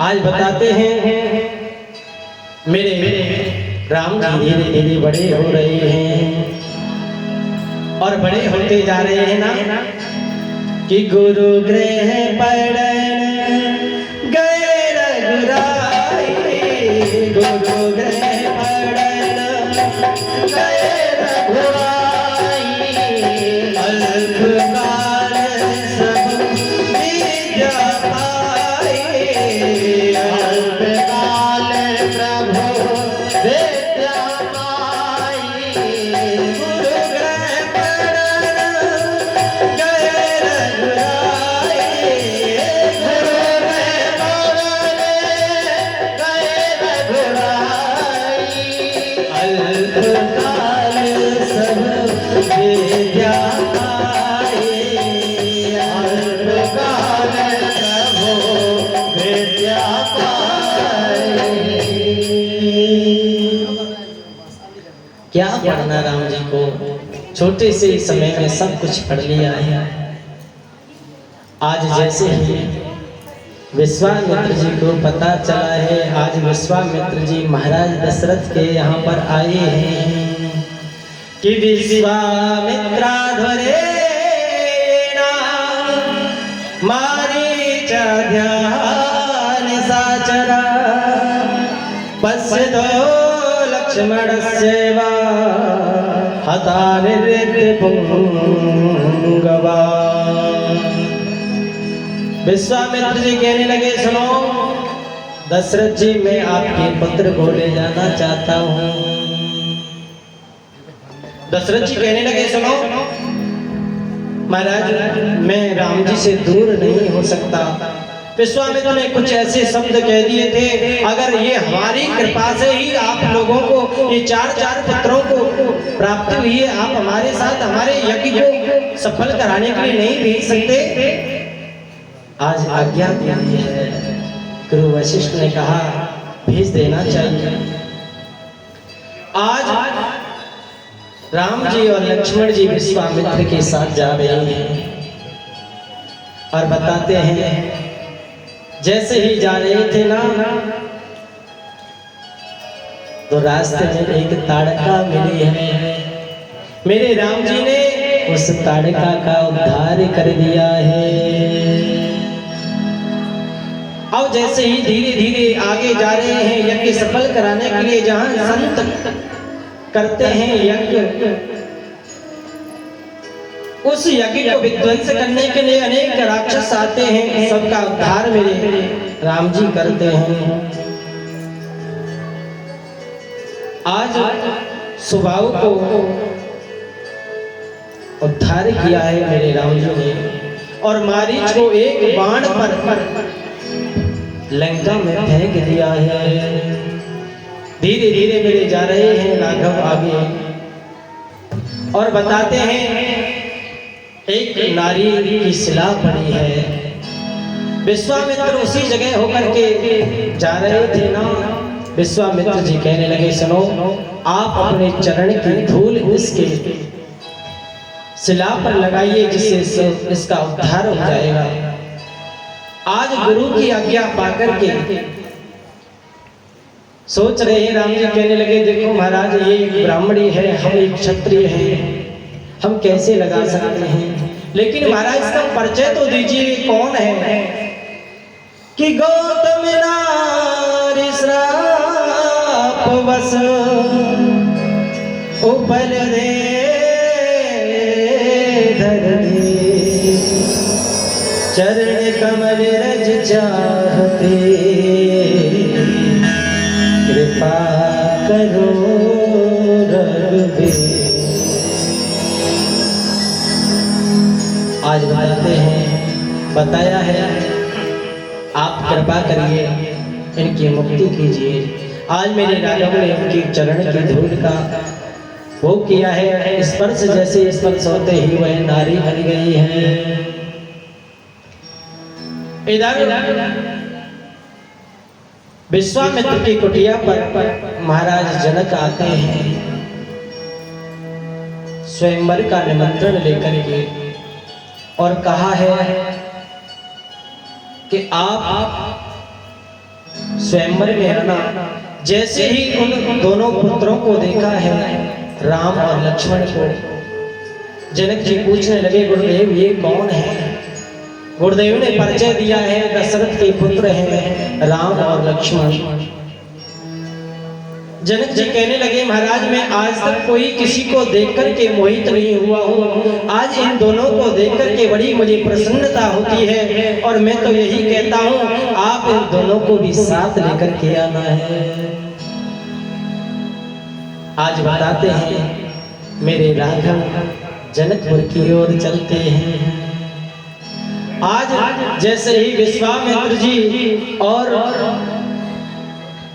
राम और लक्ष्मण जी जनकपुर पहुंच जाते हैं, आज कहने लगे हैं, गुरुदेव हम जनकपुर में भ्रमण करना चाहते हैं। आज जैसे ही भ्रमण कर रहे थे ना, अनेक नारियों ने मेरे राम जी का और लक्ष्मण जी का बड़ा स्वागत किया है।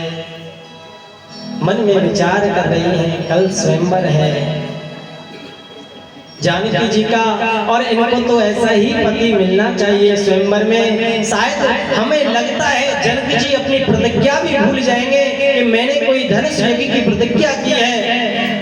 इनको देख करके ऐसा मन में भाव ला रहे हैं, बड़ी स्वागत किया है, सम्मान किया है।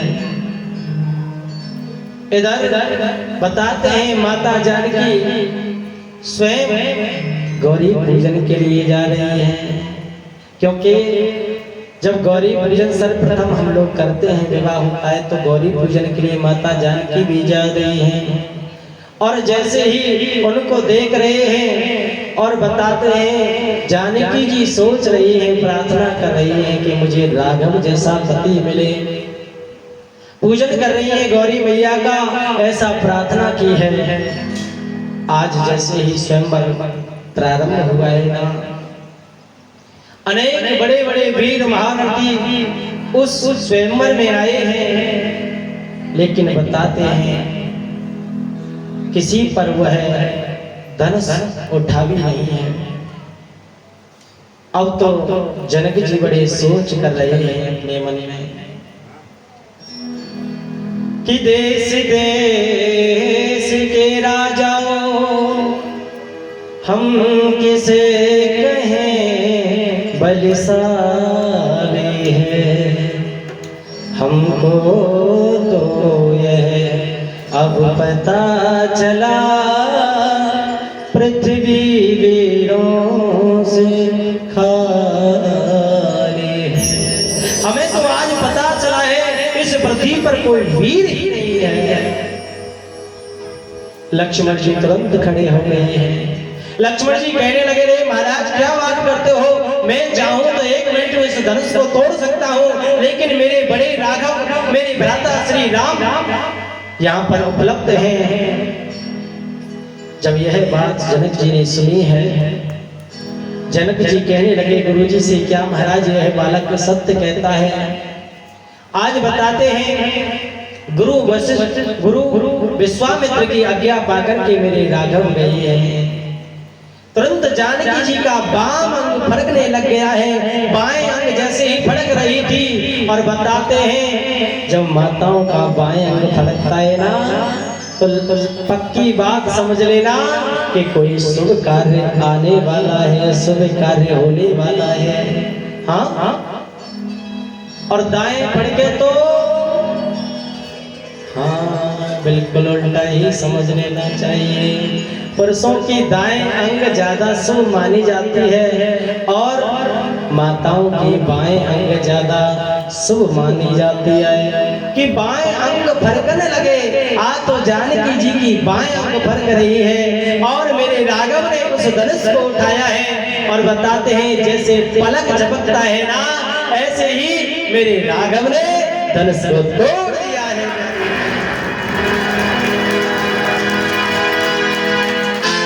अब तो बड़े प्रसन्न हुए हैं सभी देवताओं ने, बड़ी सुंदर स्तुति की है।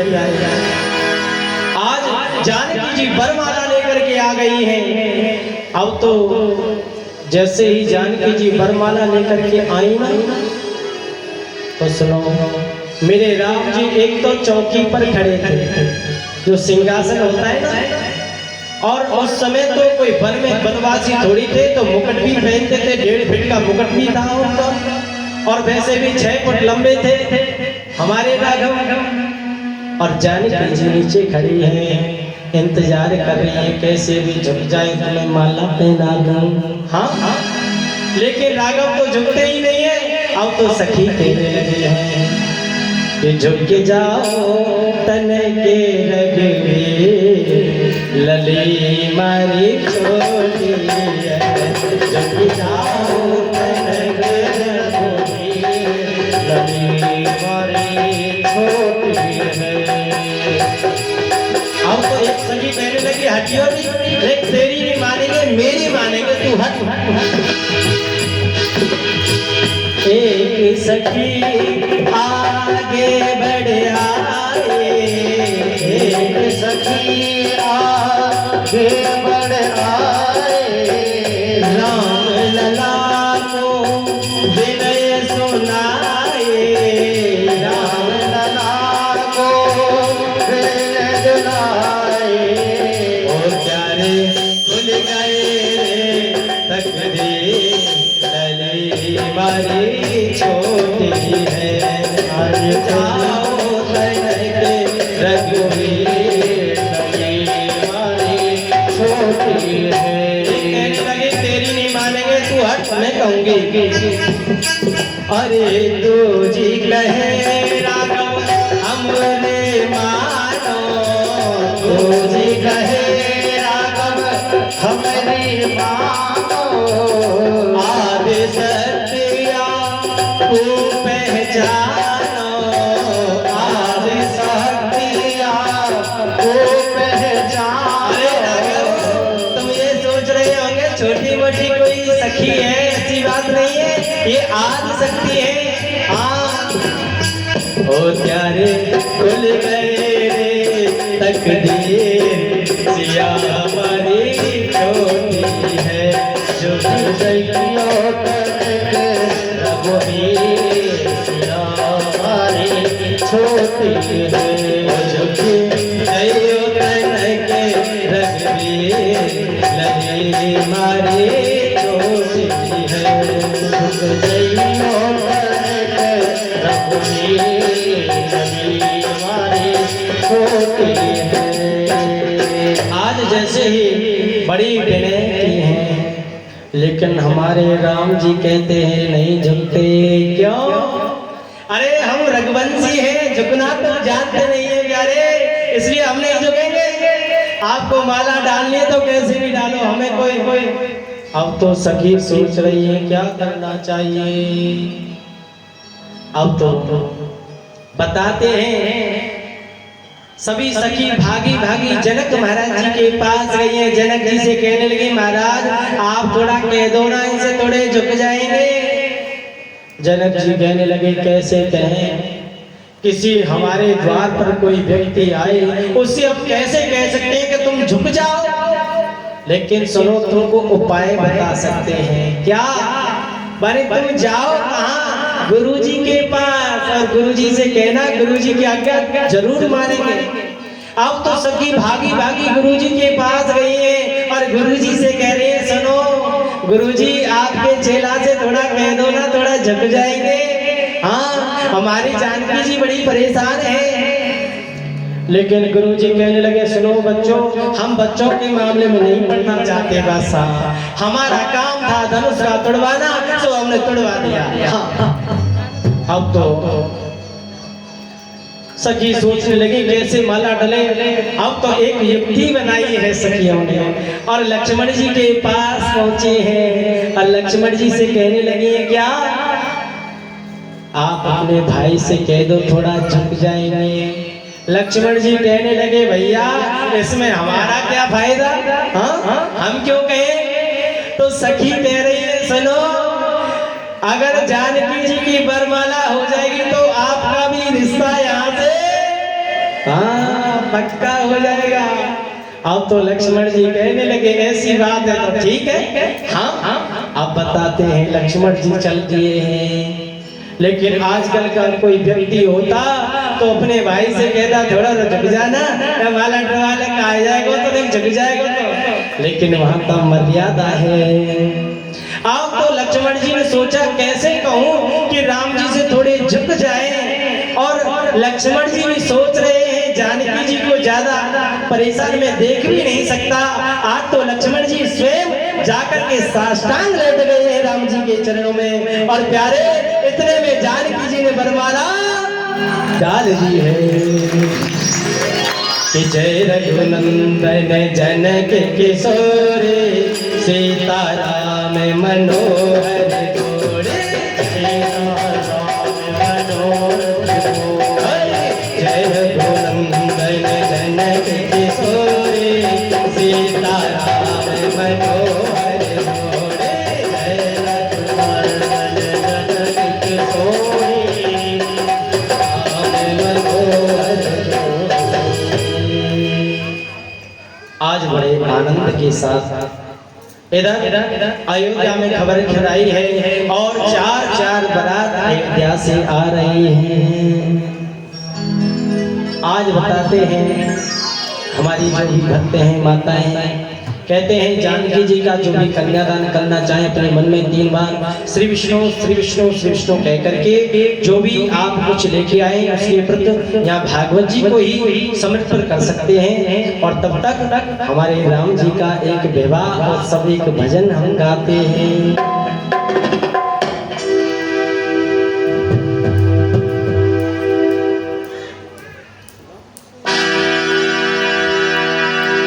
बोलिए राधा रामचंद्र भगवान की।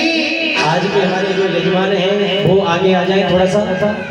जो हमारे यजमान ने आज पूजा की है वो पूजा करेंगे आज, और जानकी जी का कन्यादान करवाएंगे। हमारे पंडित जी खड़े हो जाएं और आओ हम थोड़ा सा उत्सव मनाते हैं, विवाह उत्सव, और हम भी क्या आप लोग भी साथ ही मनाएंगे।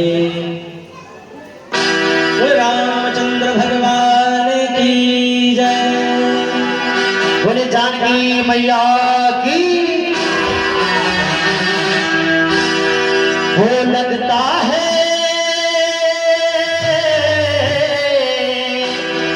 हर लगता है जैसे सारे ब्रह्मांड की शादी है। आज सिया राम की शादी है, आज सिया राम की शादी है, आज सिया राम की शादी है। हो राम की शादी है, मेरे सिया राम की शादी है। आज सिया राम की शादी है, आज सिया राम की शादी है।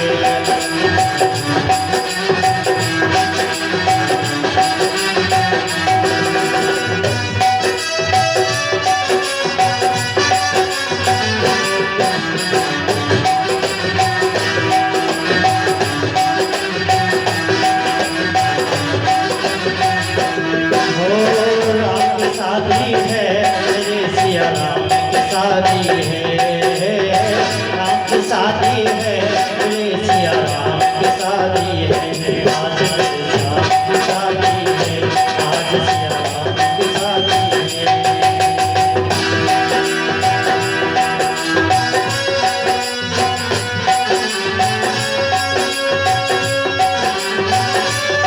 जो भी धर्म माता का कन्यादान करना चाहते हो एक एक करके चले।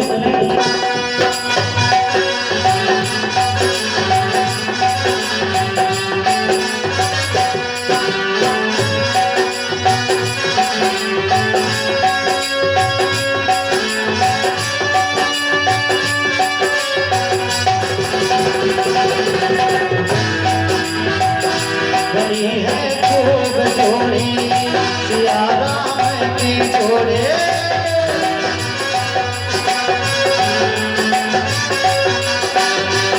बड़ी है खूब जोड़ी सीता और राम की जोड़ी